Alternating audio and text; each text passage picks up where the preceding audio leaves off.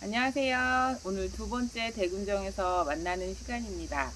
오늘은 궁도의 사법에 대해서 좀 알아보는 어제와 연결돼서 좀 시작해 볼 건데요. 궁도의 사법이라고 하는 건 뭐 교범이랑 비슷한 의미이겠으나 우리가 계속 반복해서 듣고 이제 몸으로 체득을 하는 그 날까지 계속 어떻게 보면 반복되어야 할 이야기들인 것 같습니다. 사법은 활의 형태에 따라 자세가 전부 다르지만 한국의 국궁에 가장 적합한 자세를 궁도의 사법이라고 표현하면 맞을 듯 싶습니다. 일단 활에 대해서 직접 만져보신 분들이 많거나 처음 보신 분들을 위해서 제가 지금 활을 하나 들고 있는데요. 활의 위치, 제가 지금 들고 있는 활은 카본궁입니다. 각궁은 아니라 우리가 제일 많이 쓰는 계량궁으로서 이 카본궁으로 설명을 드릴게요. 왼손으로 짚는 이 부분을 줌통이라고 했고, 이 줌손은 항상 활의 중심, 활 길이의 가운데보다 약간 아래쪽을 잡고 활을 내게 되어 있어요.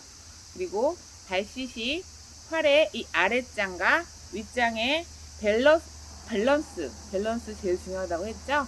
밸런스를 유지하기 위해서 줌손이 아래에 위치하게 되어 있고요. 줌을 미는 상태에 따라서 아래와 윗장의 높이가 다르답니다.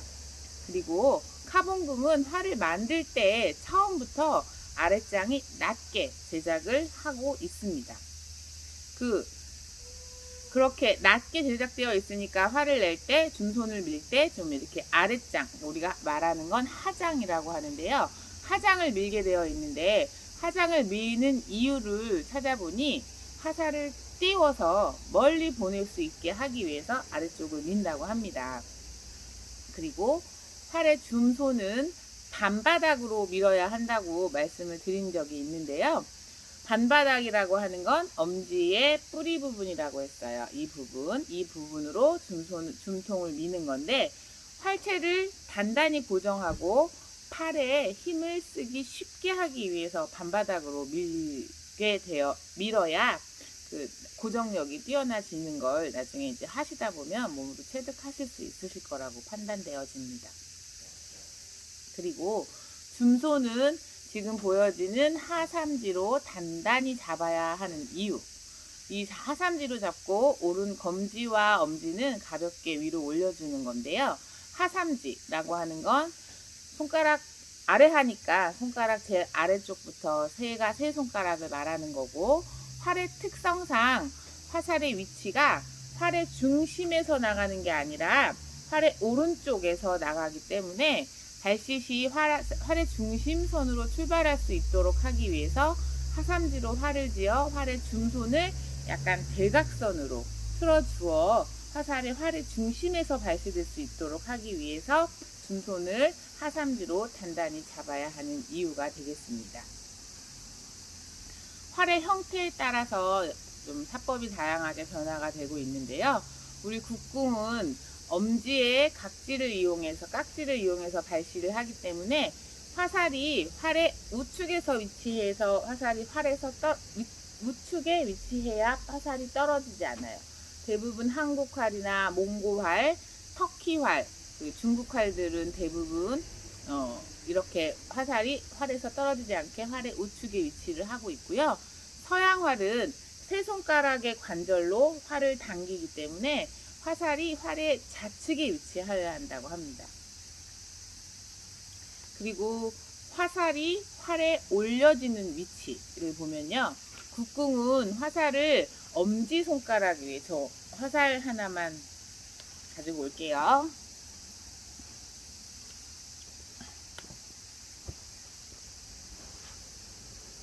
국궁은 화살을 엄지손가락, 지금 줌손의 엄지손가락 위에 올려놓고 발시를 하게 되어 있고요. 그리고 양궁의 경우에는 화살 받침대, 에러레스트가 있어서 화살 받침대 위에 화살을 올려놓고 발시를 하게 됩니다. 그리고 화살의 중심점, 화살의 중심점도 국궁과 양궁에서 차이가 나타나는데요. 활의 중심에서 외측으로 많이 벗어나 있어요. 국궁은. 왜냐하면 화살이 오른쪽에 있으니까 그럴 수밖에 없겠죠. 근데 양궁은 활의 중심을 안쪽으로 위치하도록 제작하는 거고 화살이 활의 중심에 위치하게 됩니다. 활의 형태에 따라 줌손의 변화가 있는데요. 이것도 역시 국궁과 양궁의 차이를 설명을 드리면 국궁은 화살의 중심이 활보다 우측으로 위치하여 있기 때문에 줌손을 좌측으로 틀고 발시시에 활의 중심에서 화살을 비행할 수 있도록 해야 하는 그것도 이제 국궁의 스킬이 되겠죠. 양궁의 경우에는 그 화살 받침대 위에 화살을 놓고 줌손으로 활을 밀기만 하면 되는 그런 차이점을 보여지고 있습니다. 그리고 우리가 배웠던 유엽전, 각궁과 카본궁의 현 위치 차이점을 좀 살펴보면요. 각궁은 유엽전이 각궁이라고 말씀드렸죠.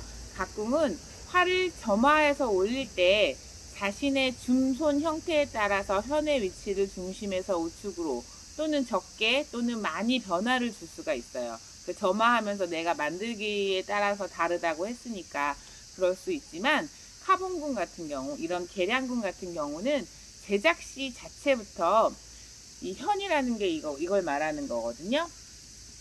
현이 활의 중심에 위치하도록 제작을 할 수밖에 없습니다. 그래서 이 현이 항상 이 활의 중심에 위치해 있다라는 건 각궁과의 차이점이라고 보시면 될 것 같아요.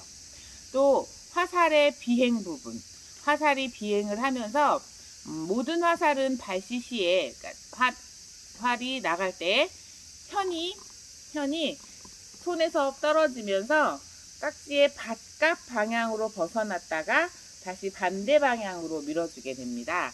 이로 인해서 화살이 이렇게 발시하면서 정면 슬로우 비디오 같이 찍고 보면은 화살이 나가는 모양이 이렇게 틀어지면서 나가요.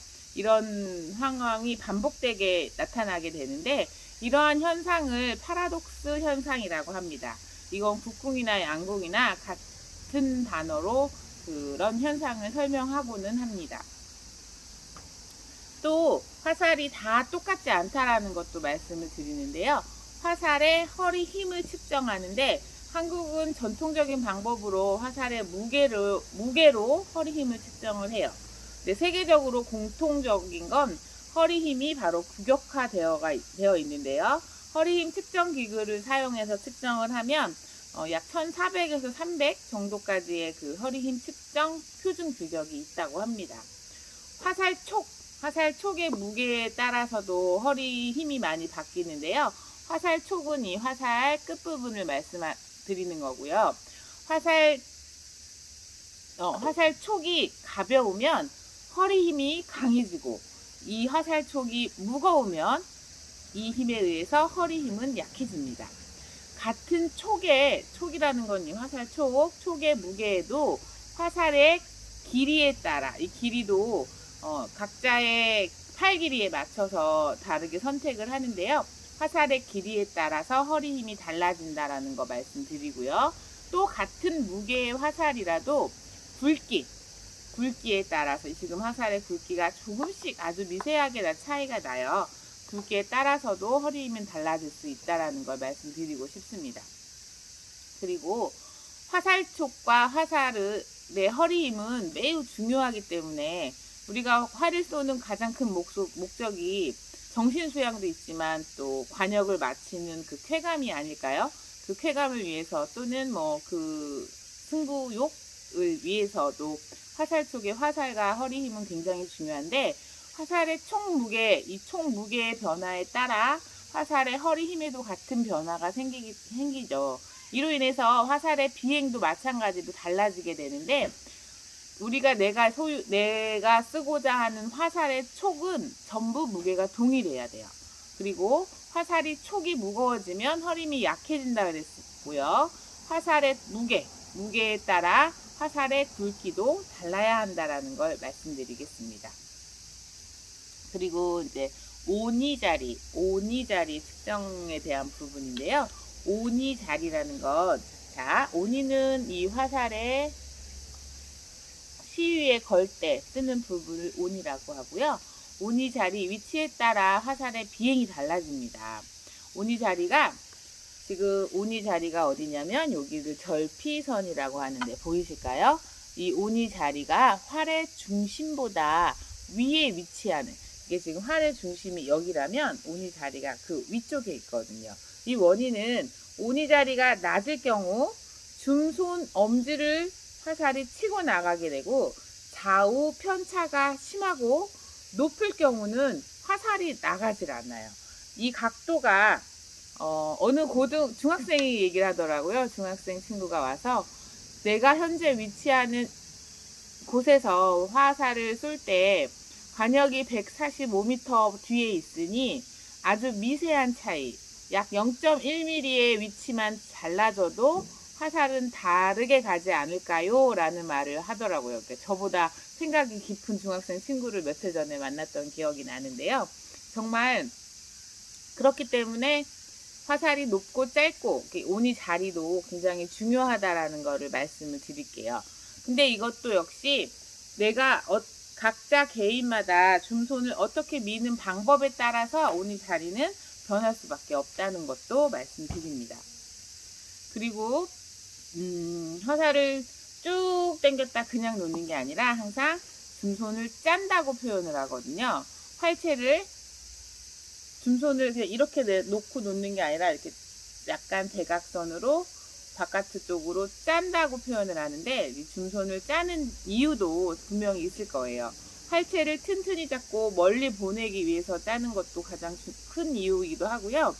화살이 활의 중심이 아닌 우리는 외측에서 바깥쪽 오른쪽에서 발시되기 때문이고, 또 화살이 발시 시에 우리 출전피라고 하는 건 줌통 바로 위에 화살이 닿아서 나가는 부분인데, 이 출전피를 스쳐서 나가면 안 되기 때문에도 줌손을 꼭 짜야 되고, 줌손과 깍지손을 같이 짜는 행위는 활을 더 많이, 그러니까 같은 만작이 아니라 더 많이 당기는 효과가 있기 때문이에요. 더 많이 당긴다는 건 그만큼 거리를 더 멀리 보낼 수 있다라는 얘기니까요. 그리고 이제 화살을 쏘았을 때 지금 저 멀리 보이는 관역에 적중하면 가장 좋겠지만 내 마음처럼 가지 않아요. 화살을 쏘았을 때 관역에 앞에 떨어지기도 하고, 그걸 짧다고 표현해요. 관역을 훌떡 넘어가기도 하고, 그건 넘었다 또는 길다, 크다라고 표현을 하고, 내가 우궁이니까 오른쪽으로 화살을 쏘니까 우궁이었을 때 화살이 관역의 오른쪽에 떨어지면 앞난다고 표현을 하고요. 화살이 관역 뒤쪽으로 떨어지면 뒤난다고 표현을 해요. 화살이 뒤가 나는 경우는 이제 밸런스가 깨져서 라고 보면 가장 정확할 거예요. 그 이유가 설명을 드리면 줌손을 너무 많이 짜서 그럴 수도 있다고 하고, 또 현이 너무 낮아서 현이 낮았을 때도 그렇고, 현도 이게 가닥가닥 하나하나의 실을 묶어서 꼬아서 만들어 놓은 거거든요. 현 가닥이 적을 때도 그럴 수 있다고 하고, 또 화살이 너무 가벼워도 뒤가 나기도 한답니다. 그리고 화살이 너무 가늘 때, 그리고 활을 쏴서 약간 사선으로 밀어야 되는데 활장이 세워져 있을 때도 뒤가 나기도 하고, 또 줌손의 위치가 낮을 때 또 뒤가 나는 원인이 되기도 한다고 해요. 그러면 관역보다 오른쪽 화살이 앞날 때는 왜 그런 이유를 정리해 놓은 걸 확인해 보면, 앞이 난다는 건 관역보다 앞에 떨어진다는 건 앞손, 줌손이 약할 때 그럴 경우가 있고요. 또 반대로 뒤나는 경우와 반대로 현이 너무 굵을 때 또는 덜 당겼을 때, 줌이나 오니가 너무 높을 때 또는 줌손의 위치가 낮을 때, 화살대가 너무 굵을 때 이렇게 화살이 앞이 나는 경우가 있다고 합니다. 지금까지 이제 궁도의 사법에 대해서 여러 가지 말씀을 드렸는데, 활을 쏘아 보신 분들은 단어들이 들어와서 귀에 들어올 거라고 생각을 하는데, 화를 처음이다라고 하시는 분들은 다른 나라 언어를 말하는 것이 아닐까라는 그런 좀 의구심이 들 거라고 판단이 돼요. 지난 시간처럼 오늘도 저는 얼른 이 코로나의 4단계 상황이 마무리가 돼서 여러분들을 이 현장에서 뵙고 정확하게 화를 내보는 시간들을 만들었으면 하는 게 가장 큰 바람이라는 걸 오늘도 말씀드리도록 하면서 대군정에서의 두 번째 시간을 마무리하도록 하겠습니다. 끝까지 시청해 주셔서 감사드리고요. 오늘도 편안한 저녁 보내시기 바랍니다. 감사합니다.